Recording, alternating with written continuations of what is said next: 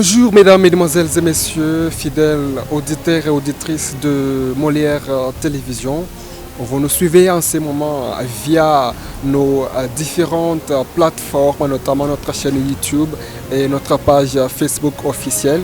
Vous nous suivez également via la radio Nostalgie émettant sur la province du Haut-Katanga 90.9.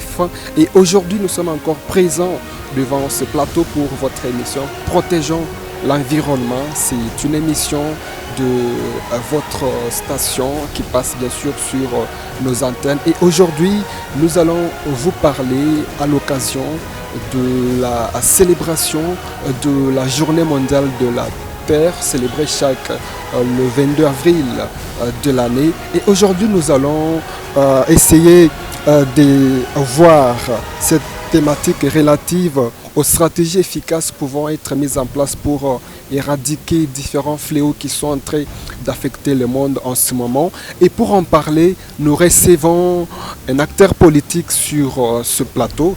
Il s'agit de Madame Ruth Nkulu Kabondo qui est interfédérale du parti politique Soleil Écologie, donc interfédérale pour le Katanga. Madame Ruth Nkulu Kabondo, bonjour. Bonjour, monsieur le journaliste. Voilà donc à la technique, nous sommes servis par Jean-Paul Mougalo, l'ingénieur à maître qui va nous accompagner tout au long de cette randonnée sur le plan environnemental. Comme je le disais, nous allons voir quelles sont les stratégies efficaces pouvant être mises en place pour éradiquer les différents fléaux qui affectent en ce moment le monde entier. Dans cette émission Protégeons l'environnement, je le rappelle, nous recevons Madame Ruth Kabondo qui est interfédérale du parti politique Soleil Écologie pour le Haut-Katanga. Madame, comme je le disais, le monde célèbre ce 22 avril 2023 la Journée mondiale de la Terre et le thème choisi c'est investir pour notre planète. Vous, en tant qu'acteur politique œuvrant dans les domaines de l'environnement, qu'est-ce que ça vous fait de savoir que le monde a dédié une journée à la Terre? Oui, merci beaucoup, monsieur le journaliste. J'aime aussi toujours me présenter. Bien sûr, qui m'a déjà présenté, c'est Madame Ruth Nkulu Kabondo, l'interfédérale, la présidente interfédérale du Parti écologique Soleil dans le Haut-Katanga. En fait, voilà que le monde entier est en train de célébrer le 22 de chaque année, le 22 avril, la Journée mondiale de la Terre. Vraiment, moi, en tant que femme politique et surtout que nous sommes là des défenseurs de l'écologie, vraiment, ça me réjouit beaucoup parce qu'au moins le monde a compris que la Terre doit être sécurisée, la Terre doit être protégée. Voilà pourquoi on est en train de célébrer cette journée. En tout cas, moi, ça me réjouit beaucoup et j'ai dit coup de chapeau à la personne qui avait pris cette initiative de célébrer chaque le 22 avril la journée mondiale de la Terre. Ce qui veut aussi faire, c'est une façon aussi de montrer à la population ou de montrer au monde entier que si nous sommes là, c'est parce que la Terre existe. Voilà.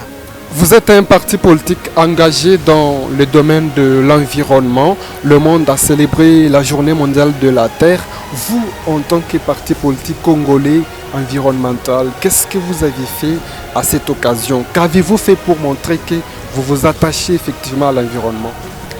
Merci beaucoup. En fait, nous, ce que nous avons fait, nous avons juste fait un rassemblement à notre siège pour encore parler ou sensibiliser encore la population ou les pousser encore à la population, à la protection de l'environnement. C'est ce que nous avons fait. Et c'est comme je le disais, le monde entier, donc la planète Terre est confrontée actuellement à de nombreux défis environnementaux. Alors, quel sentiment vous avez en voyant le monde être confronté à ces différents défis environnementaux? Vraiment, c'est vraiment pénible, c'est vraiment regrettable. Tout ce qu'on est en train de voir dans le monde entier, ces différents fléaux vraiment environnementaux qui est en train de combattre, qui est en train de secouer la Terre. C'est vraiment pénible parce qu'il y en a tellement beaucoup. Il y a des déchets en plastique, il y a sur le plan des produits chimiques, il y a tellement beaucoup d'érosions plutôt ça et là, des inondations. Alors c'est vraiment pénible en cela, mais il faudrait vraiment que le monde entier puisse vraiment trouver des solutions vraiment paléatoires par rapport à cela, pour que vraiment la terre ne soit plus vraiment secouée. La terre vraiment a droit aussi à respirer comme il faut, comme Dieu lui-même l'avait créé. Voilà que nous les humains, nous avons vraiment secoué la terre par tout ce que nous posons comme acte qui est vraiment contraire à l'écologie. Voilà, c'est vraiment un grand problème. Il faut vraiment trouver des solutions paléatoires pour un peu régler cette situation qui est en train vraiment de pénaliser, qui est en train de détruire le développement durable vraiment à la Terre ou à notre planète. Je rappelle à tous ceux qui nous suivent en ce moment que vous suivez l'émission Protégeons l'environnement sur Molière Canal. Vous êtes également connectés sur nos différentes pages Facebook, également notre chaîne YouTube. Vous êtes également branchés sur la radio Nostalgie FM émettant sur la ville de Lubumbashi, pourquoi pas sur la province du Katanga via 92.9 FM, c'est ça donc la fréquence. Et vous suivez l'émission effectivement Protégeons l'environnement. Et nous recevons en ce jour Madame Ruth Kabondo Nkulu qui est interfédéral du parti politique Soleil Écologie. C'est un parti politique engagé dans le domaine de l'environnement. Et la thématique en ce moment, c'est quelles sont les stratégies efficaces pour mettre fin aux différents fléaux qui sont en train d'affecter le monde en ces moments. Et donc, parmi ces différents problèmes qui affectent le monde en ce moment, Madame Ruth Kabondo, il y a notamment la pollution en plastique, la pollution chimique, il y a également les inondations. Alors, qu'est-ce que vous proposez comme piste de solutions pour mettre fin à tous ces fléaux qui sont en train d'affecter la Terre en ce moment? Oui, par rapport à la pollution en plastique, la première proposition d'abord que je vais proposer, c'est d'abord la sensibilisation, la mobilisation, comme je l'ai toujours dit, c'est vraiment vraiment très importante. On doit parler à la population, on doit dire au monde entier que on doit leur donner les inconvénients quand on jette des plastiques partout. On doit leur parler. Parce que je pense que beaucoup de gens ne savent pas les inconvénients. Il y a cet esprit-là d'ignorance dans la population qui ne savent pas. La population ne sait même pas si j'ai jeté aujourd'hui une bouteille en plastique. Cette bouteille-là prendra combien de temps pour sa dissolution? La bouteille en plastique, quand vous la jetez, ça prend 100 ans de dissolution. Peut-être que toi, tu ne seras plus là, tu seras déjà parti, tu ne seras plus là sur cette terre. Et voilà que cette bouteille va encore persister pour encore créer des pollutions parce que toi, tu l'avais jetée. Alors, il faudrait vraiment sensibiliser la population, ça c'est de un, parler de la population, de deux, et dire à la population, au cas où tu buvais de l'eau, il y a des poubelles un peu partout. Il ne faut pas jeter ça et là. Les gens qui jettent, c'est peut-être par manque d'ignorance. Ce sont les personnes qui ne savent pas les inconvénients de jeter des plastiques partout, des déchets en plastique. Il faut vraiment parler à la population. Il faut dire, et au-delà de ça, je pense qu'on peut aussi commencer à utiliser des objets utilisables qu'on peut encore réutiliser. Tu vois, par exemple, nous avons ici, chez nous, à Lubumbashi, même partout, dans la République démocratique du Congo, ce qu'on appelle les taux du jour. Au lieu d'utiliser les sachets, au lieu d'utiliser tout ça, nous pouvons commencer. Tu pars en ville, tu achètes les taux du jour. Là, tu sais, encore réutilisable. Parce que quand tu achètes un petit sachet de 100 francs, de 200 francs, ça, tu vas jeter ça facilement en ville et ça va encore nous créer des problèmes, ça va encore créer des pollutions. Vraiment, les pollutions que vous voyez là, ça nous crée beaucoup de problèmes. Les pollutions nous empêchent à vivre des développements durables. Tout ce que nous pouvons faire, aussi longtemps qu'il y a des pollutions en plastique, il y aura toujours, la durée ne sera plus longue. Si on veut créer, on veut faire quelque chose, par exemple, comme je l'avais dit encore, il y a des routes, il y a beaucoup de choses. Alors la durée ne sera plus longue, donc on sera vraiment limité. Au lieu de faire quelque chose de 20 ans, de 30 ans, juste avec, donc à cause de la pollution en plastique, la chose peut faire juste 5 ans et on voit déjà sa détérioration. Alors c'est vraiment grave, c'est l'une des solutions. Et aussi, pourquoi ne pas boire l'eau du robinet? Nous pouvons aussi commencer à prendre l'eau du robinet. Imaginez quelqu'un qui est chez lui à la maison, il a de l'eau, son robinet, l'eau est en train de couler, mais la personne achète de l'eau de 500 francs la bouteille d'eau, boit cette eau et jette cette poubelle-là.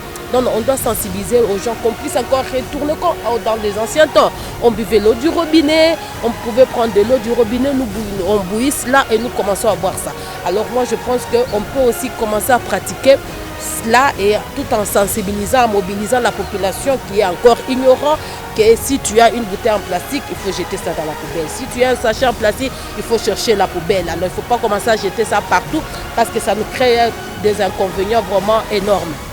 La pollution chimique et les inondations que le monde est en train de connaître. Actuellement, d'ailleurs, on déplore l'inondation du port de Kalemi qui est en train aussi de connaître différents problèmes avec le lac Tanganyika.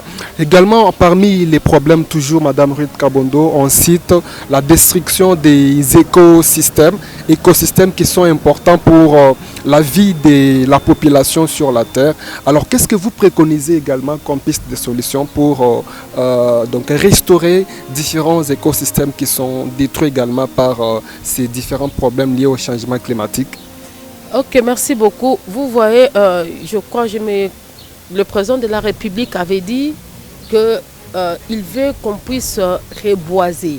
Qu'on puisse reboiser 1000 arbres d'ici la fin de l'année 2023. Les problèmes des érosions ou les problèmes des inondations, plutôt c'est un problème qui est lié par manque d'arbres. Parce que l'arbre est en train de nous protéger, les arbres nous protègent contre les érosions plutôt contre les inondations. Alors si vraiment il n'y a pas les arbres, on est en train il n'y a pas les reboisements, les gens ne songent plus au reboisement. Comme je venais encore de le dire, c'est un problème d'information, c'est un problème de la mobilisation. On doit informer la population qu'il faut chaque fois songer au reboisement. La population ne savent pas, les gens ne savent pas. Vraiment, les gens sont en train de couper les arbres, donc pour eux, ils coupent les arbres et c'est fini, mais ils ne voient pas les conséquences en venir. Alors, on doit parler à la population et on doit aussi commencer à reboiser. Parce que si aujourd'hui nous nous retrouvons avec plusieurs arbres, on ne va plus pouvoir parler des problèmes des inondations, tout comme on ne va plus parler des problèmes des érosions. C'est par manque d'arbres que nous retrouvons dans cette situation un peu horrible. Alors là, nous lançons aussi là encore le message à la population de pouvoir toujours reboiser. Vous voyez quelqu'un qui a beaucoup d'argent, il construit sa belle maison et il met partout dans sa parcelle juste les pavés parce qu'il a l'argent. Non, c'est pas normal. Tu as l'argent, tu mets des pavés, mais tu dois aussi réserver un endroit pour planter les arbres. Tu dois aussi réserver un endroit pour mettre des fleurs et tout ça. D'abord, ça embellit la maison et puis ça nous donne aussi un air frais. Et puis ça sécurise aussi, ça nous protège contre les érosions, ainsi de suite. Donc, ce qui nous manque vraiment ici chez nous au Congo, c'est les problèmes, c'est l'actualité ou la mobilisation ou la sensibilisation qui n'est pas encore à 100% vis-à-vis de la population qui est encore ignorante jusque-là sur le plan de la protection de l'environnement.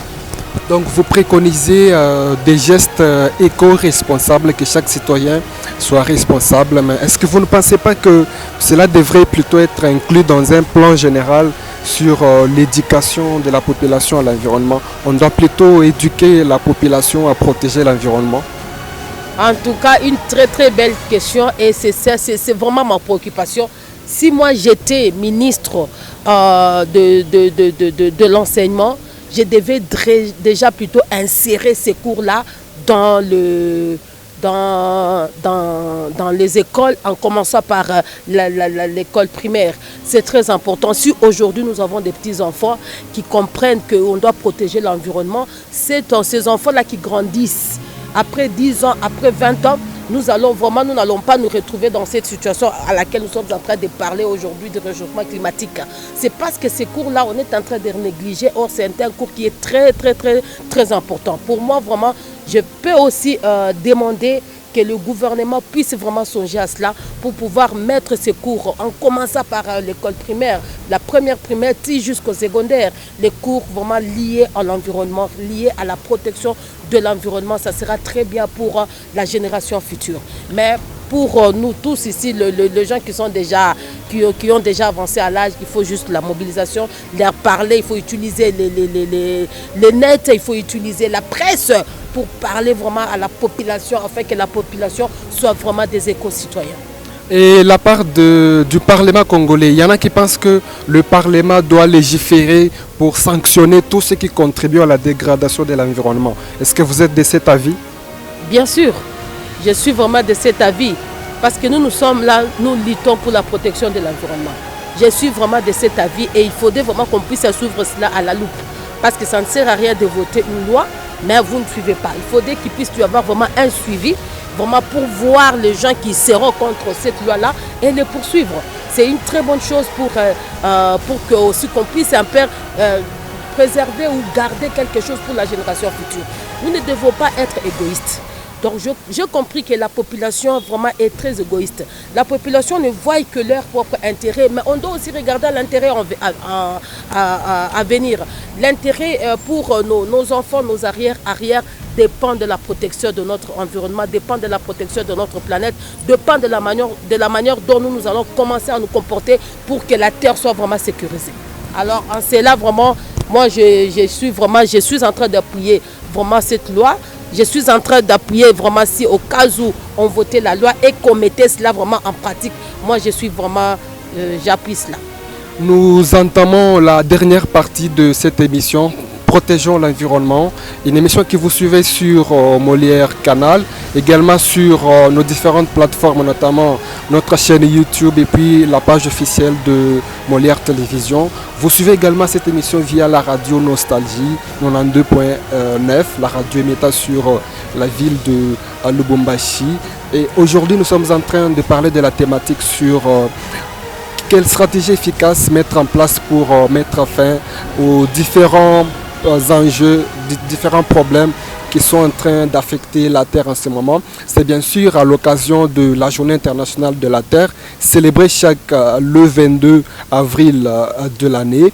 Et nous sommes en train, comme je le disais, de recevoir Madame Ruth Kabondo, qui est interfédérale du parti politique Soleil Écologie.